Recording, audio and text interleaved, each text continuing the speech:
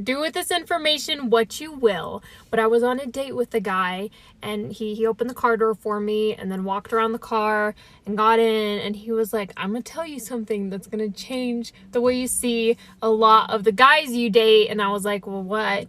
And he said, when a guy shuts your door like that and then he walks around the back of the car, it's because he needs to fart and he's giving himself time to air out before he gets back in the car with you. I have checked with multiple other sources, and apparently this is a thing. Like, not every guy does it, but a lot of guys will fart behind the car, or like as soon as he slams your door, and then air out real quick. Take a quick lap around the BMW. I don't date guys with BMWs. Around the Honda. Story time. So this happened to me like 3 days ago when I was delivering for Amazon. I had to deliver these packages to an area I'd never been before because I couldn't afford it. It was way out of my tax bracket. Like, don't worry, honey, our chef is gonna cook for us tonight type of money. Elon Musk type of money. Keep the change type of money. So as I'm making my way downtown to drop off these packages, I'm parking on the side of the street so I can drop off the package, get back on, and keep moving. I know I don't look like I belong there. I'm not trying to pretend like I do. If you picking up what I'm putting down. As I'm getting off with these 2 huge packages from the corner of my eye, I see this little old man just open his garage light. Beep, beep, beep. This dude was out here throwing up gang signs asking me, what are you doing? I'm like, I'm doing my job. His little old wife in the back like, yeah, you tell her.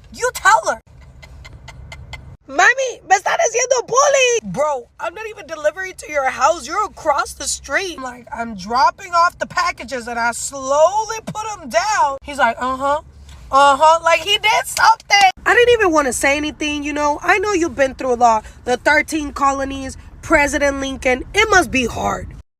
Sometimes I have to ghost people who I babysit for because I'm bad at confrontation, and I don't know exactly how to get the parents in a room and be like, listen, you're not paying me enough for starters. And second, you come home 1 to 2 hours later than you say you're going to. And finally, I don't know if anybody's told you this yet, but your kid is not fun to hang out with. He's kind of super annoying. And if you need me to stick around, I'm going to need at least 2 out of those 3 things. Okay, you need to start paying me better.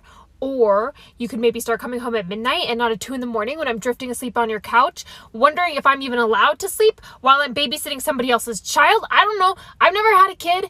I'm not even qualified for this. And finally, your kid has got to be more fun to hang out with.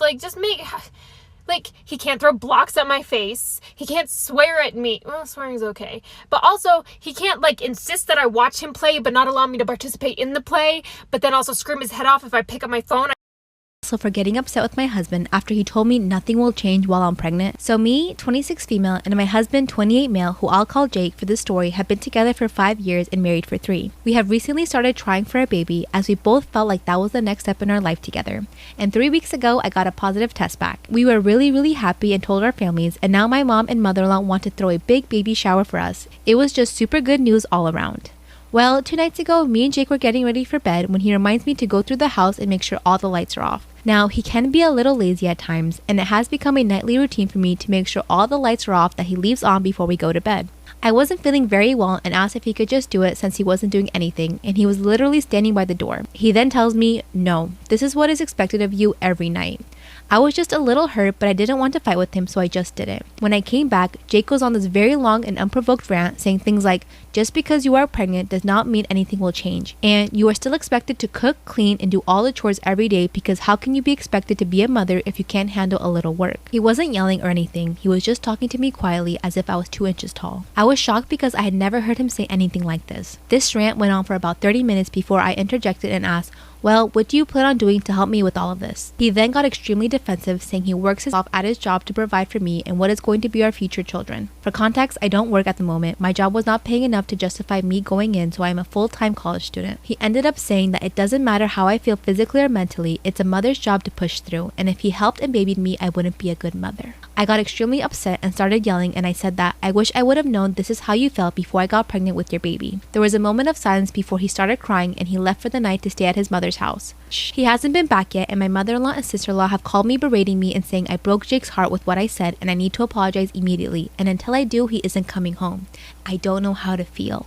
I really want to hear y'all's prom story times because mine was horrible. Let me start off by saying that I grew up in a very strict home. The uno nunca sabe parent type. You don't know what could happen type of parenting, so you can't go sleep over nobody's house. Our prom tickets were so expensive. $85 per person. Per person! And that didn't count my $200 dress because your girl had to slay. You know what? Let me show you a picture real quick. That's me. The dress was cute, but the makeup, girl, what is going on? Point is, my makeup looked crusty, and let's not talk about that hair. R.I.P. Anyways, back to the point of the story. Prom started at 8, ended at 12. My dad said I had to be back at 9. It literally was gonna take us 45 minutes just to drive back. If you do the math, my dad only wanted me to be at prom for 15 minutes. So my mom had to convince my dad to let me come back at 10. Wow, what a difference. Thanks, Mom. Literally, by the time we got there, the time it took us to get in and take this, we had to come back. Who does that to their child? My neighbors just got this little Australian cattle dog puppy, and I don't know them because I only see it's black and it's got little white feet, and he's so cute. But can I get out of my car and like ask to pet a dog? Is that a thing? Can I do that during a pandemic? Because what I do right now is I see them going for a walk and I low-key stalk them. Like I'll loop around the block once, maybe twice, sometimes 3 times, and just like drive by slowly to look at their puppy. It's so cute. What if I brought them cookies? I could just show up at their door and say, here are some cookies. Happy 4th quarter celebrations. Can I pet your puppy? Because I notice you on the sidewalk sometimes, and I know you have a puppy. Can I touch it? Public service announcement. Usually I see white people doing this, but I'm not gonna come for y'all today. I'm gonna include everybody. Y'all gotta stop calling your children names that are common for dogs. I remember it was like 4th or 5th grade, and you have to present yourself in class and say, my name is this. Well, this girl says, my name is Lassie. Well, you know who's also named Lassie? My dog. My dog was named Lassie. So the first thing that comes to my head and out through my mouth, I was like, that's my dog's name. I can't. And I didn't think about it. I didn't think that might be a little bit disrespectful, but like, I wasn't meaning no harm. It ain't my fault that your mama was walking in the park and heard Lassie and she's like, I should probably call my daughter that. Stop naming your children like that. Like, y'all be naming them Coco and Rocky. Like, no. Just Google a name for humans, please.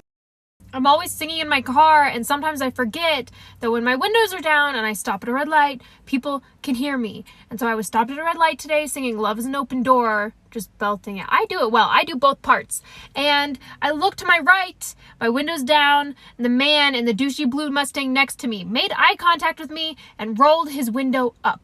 Which is fine. Like, if he doesn't want to hear my angelic voice singing a Disney song from a classic family film, that's his call. But the eye contact was very aggressive, and he maintained it as the window was going up. Like, calm down, man.